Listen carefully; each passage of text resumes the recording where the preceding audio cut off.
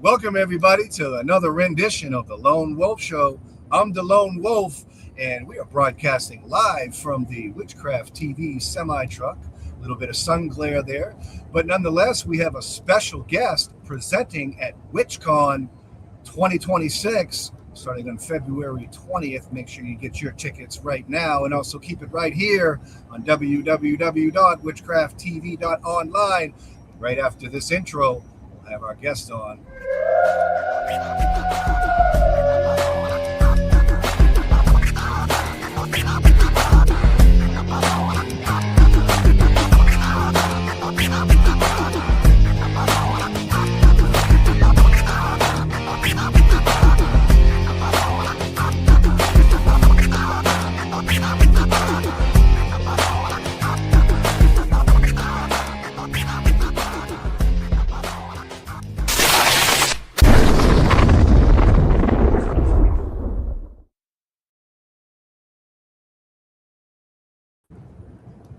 Cait Johnson presenting at WitchCon 2026. How are you?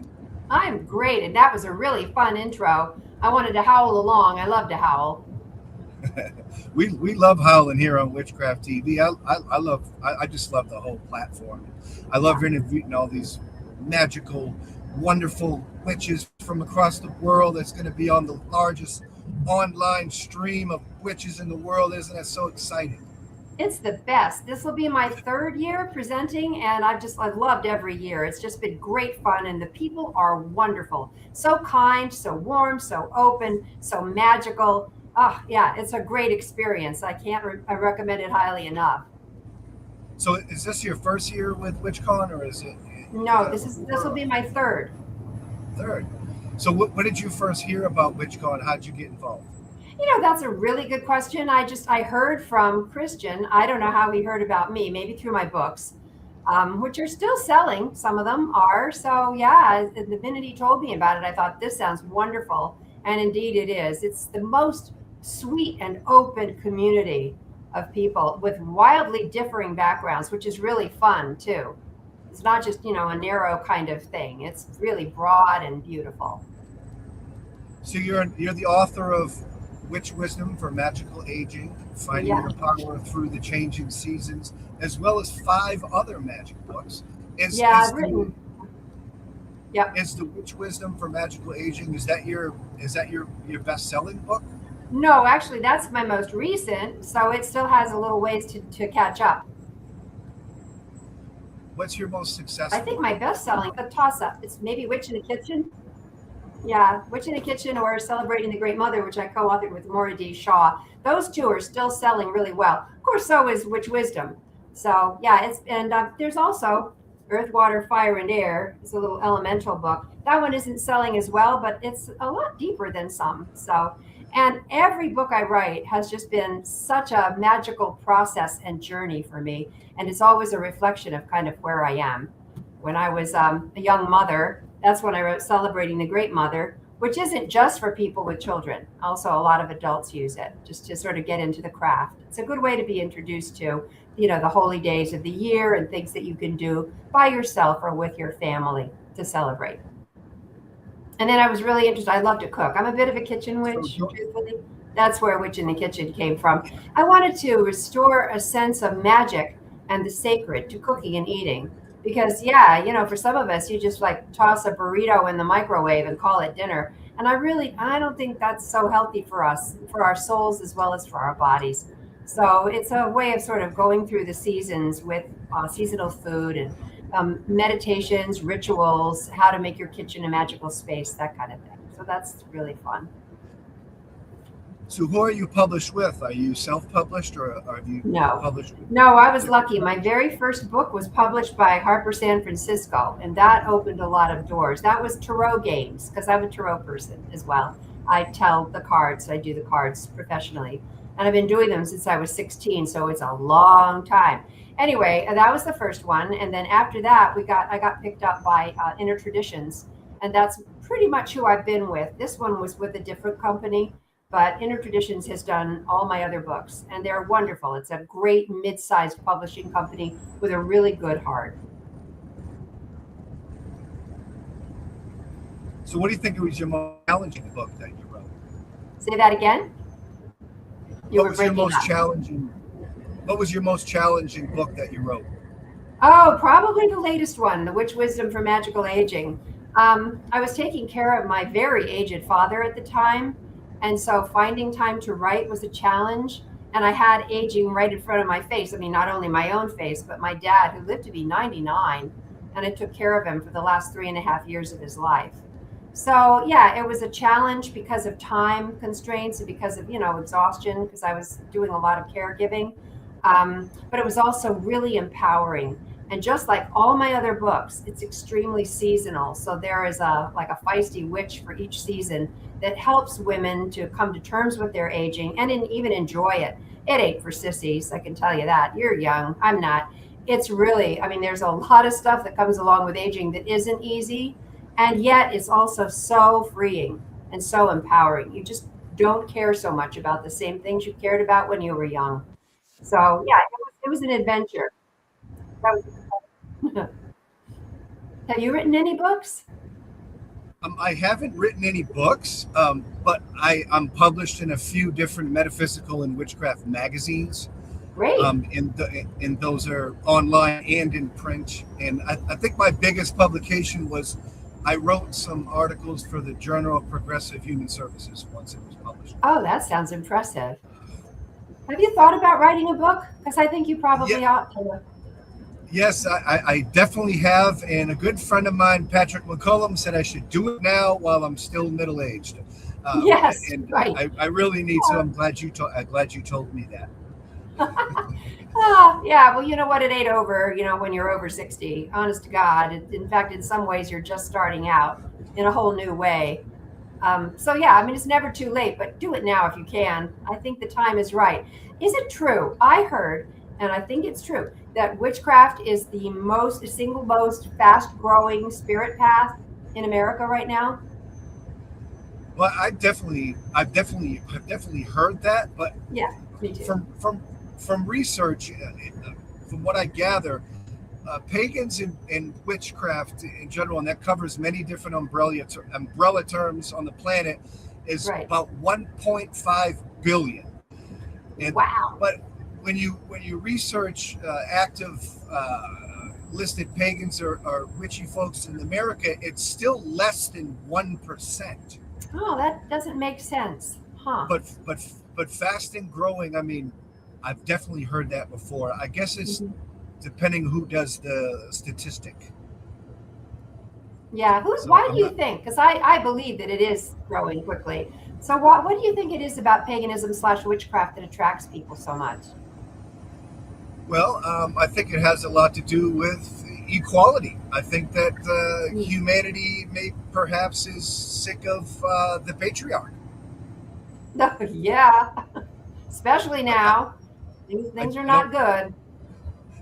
I think Yeah. perhaps just people are tired of that, or and I think that the new wave of technology with the internet and such, knowledge is a lot more easily accessible. And then when you start piecing archaeology and geographics and cultures in different time periods under one screen and one mind, I think that it kind of pieces all of the theologies together and says, wait, does it? Don't the witches already do that? Yeah. Right. So I Exactly. think, Yeah. but I'm not sure. Also, I think it has something to do with a longing for direct experience of the sacred and something to do with wanting to be part of nature again, because we've gotten so divorced from it. And I think for me anyway, part of the pagan path or the goddess path or the witchcraft path is feeling very much at one with the seasons, moving through them with great devotion and grace. So, and I think that's something, especially if you live in a city, that's hard to do. I lived in New York City for a while, and it's not easy to feel like part of nature when you're surrounded by concrete and stone and glass. It can be done, but yeah, it's so soothing to feel like you're not separate and isolated from others, from nature, from whatever your conception of the deity is. I mean, I'm obviously into the goddess, but also I honor the god as well. It's nice to be talking to a male witch. I take it you don't call yourself a warlock, right? Do Um, you? I, I don't call I don't identify as a label as a warlock. No, I don't. And I think that we all wear many, many hats, and I think that witch is a very comfortable skin. I like that. You know, people get freaked out when they hear the word. There have been too many B movies made over the years, painting witches as evil and horrible, not to mention fairy tales where, the wicked stepmother is a witch. But I think that we're reclaiming it. And one way that I've learned to do it when people look at me cross eyed about being a witch, I just say, no, it's earth honoring. It's the way many indigenous cultures lived on the earth with a sense of reverence. And then they go, oh, well, okay. So they don't automatically see the green face and the nose wart. So we were talking about the patriarch earlier in the interview, and one thing that I like to teach my students, Cait, is that Mother Earth and Mother Nature will never lie to us, and that's why Oh, I'm pulled to the nature-based spirituality.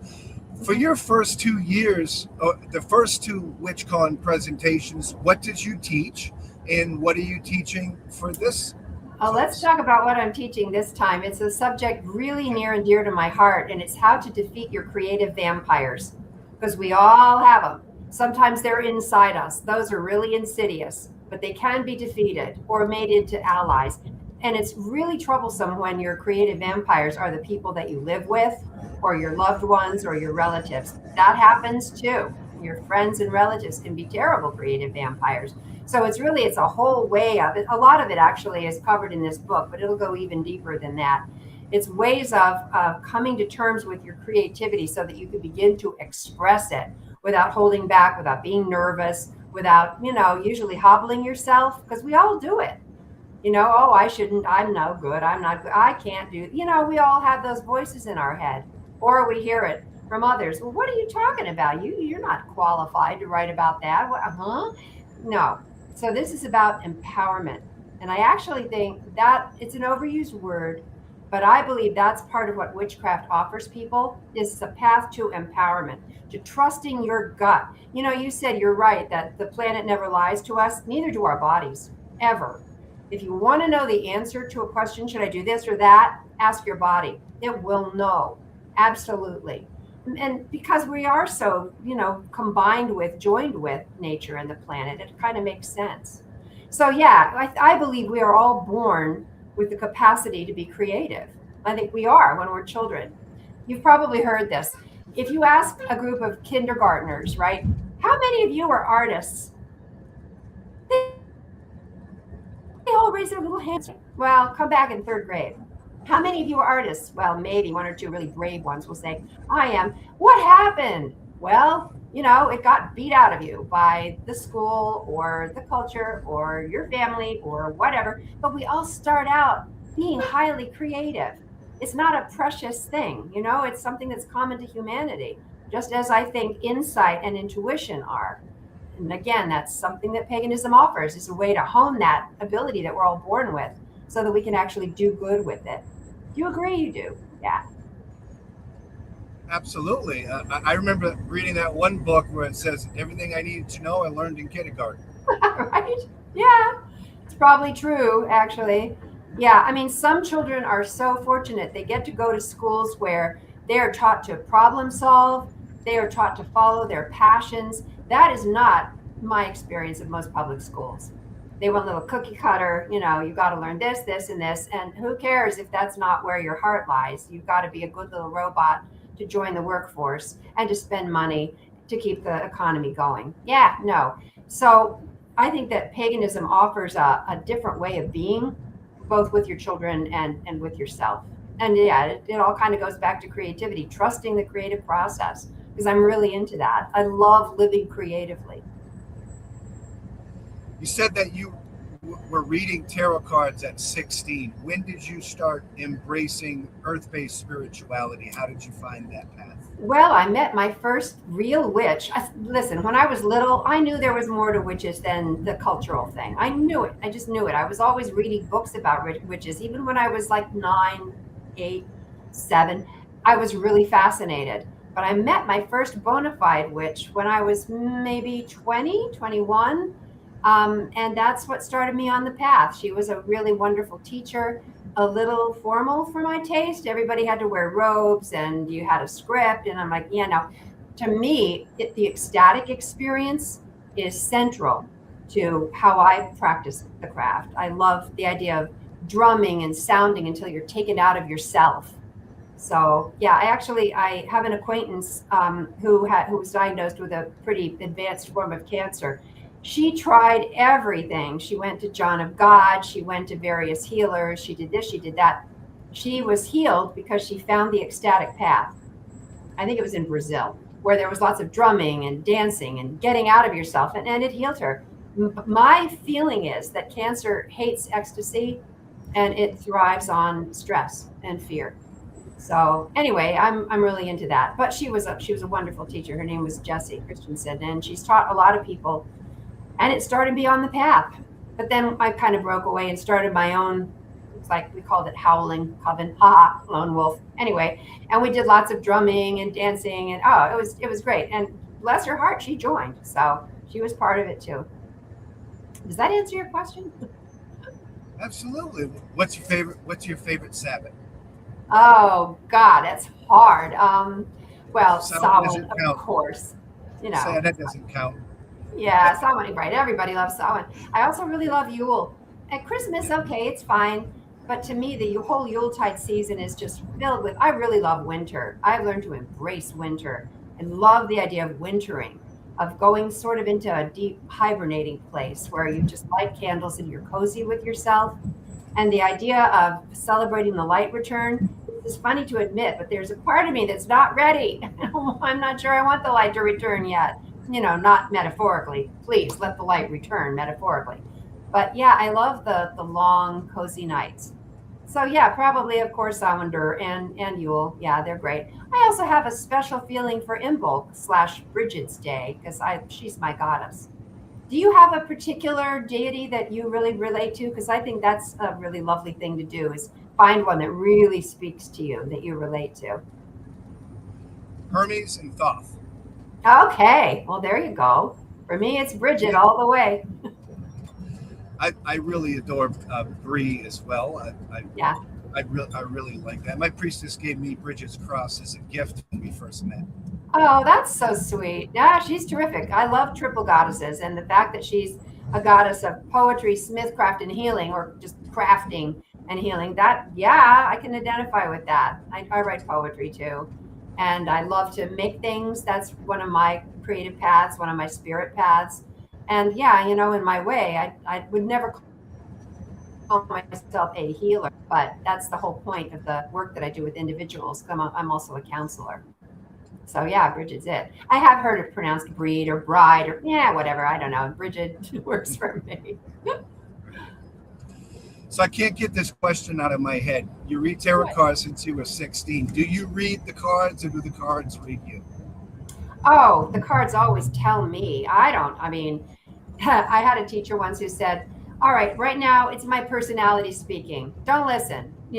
Wait until the cards are speaking and then listen to that." So yeah, the cards, they are the deepest keys to your own deep soul that I know. And they never lie. Just like the planet never lies, just like your body never lies. The tarot, some of the cards are a little scary looking. Well, hello, life is not all sweetness and light, right? But the wonderful thing about doing a good reading is if it looks like something bad is going to happen, it will show you what to do to mitigate it or avoid it altogether. And that's the point. I don't do predictives. I think that's, pardon my French, but I think that's bullshit. If everything is, set in stone, what's the point? Let's all just jump off the bridge.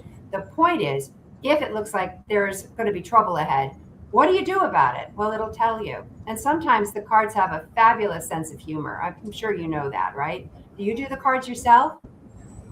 I have a few decks and I've worked with the tarot for a while, particularly when I was studying the Golden Dawn magical tradition.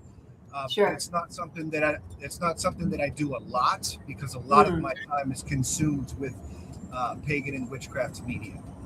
Okay, well, that makes sense. I mean, I do the cards every day as a way of setting myself up for the day.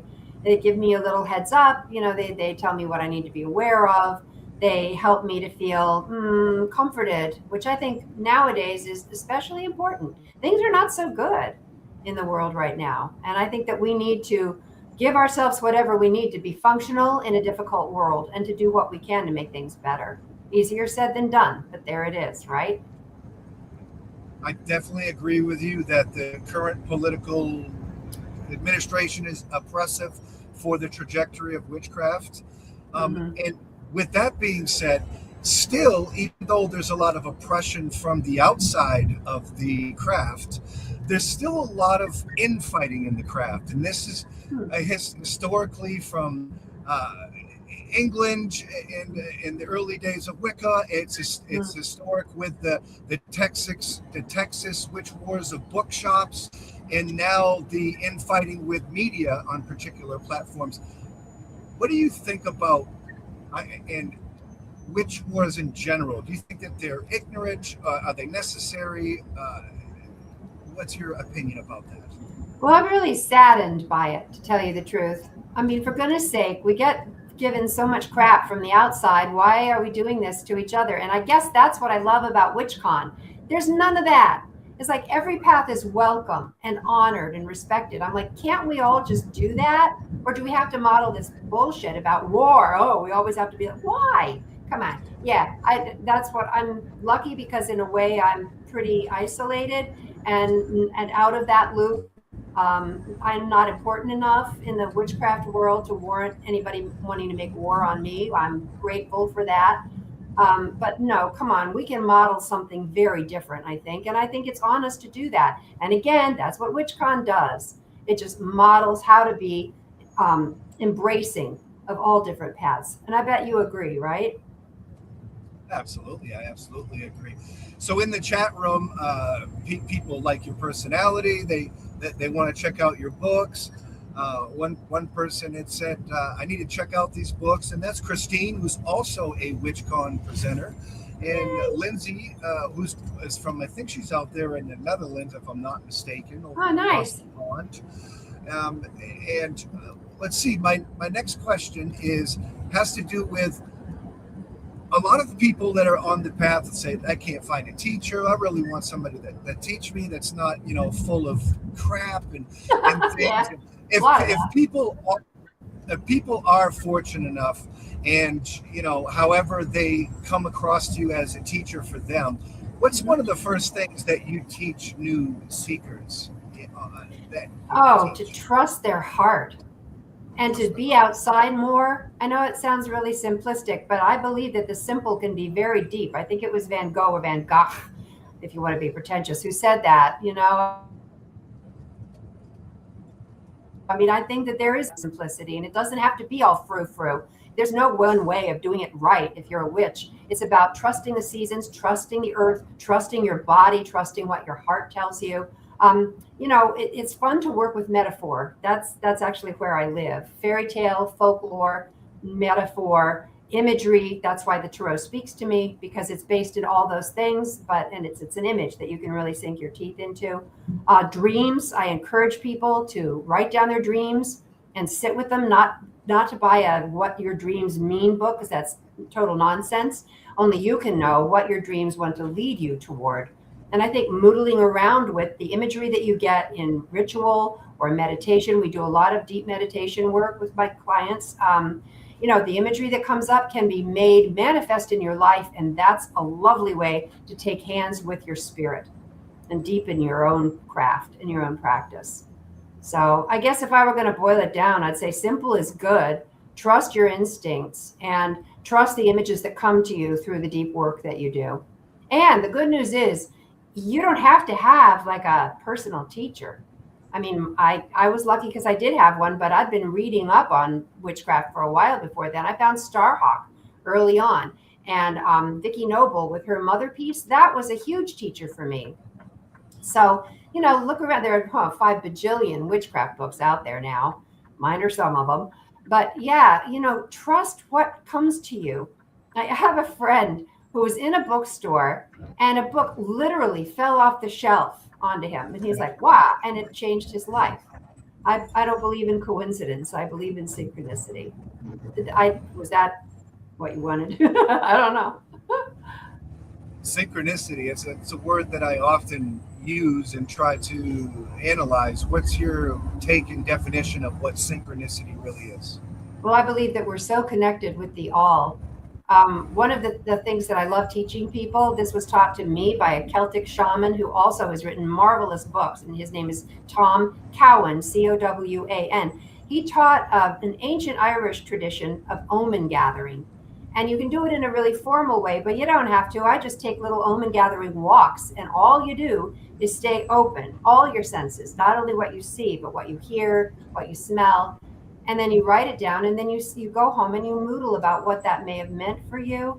Again, no cut and dried meanings. You just see where it leads you. But what it tells you is that there is a greater power than you that's kind of paying attention if you pay attention. I believe we are being given messages all the time. But for most of us, it just kind of goes over our head. We're busy. I get that.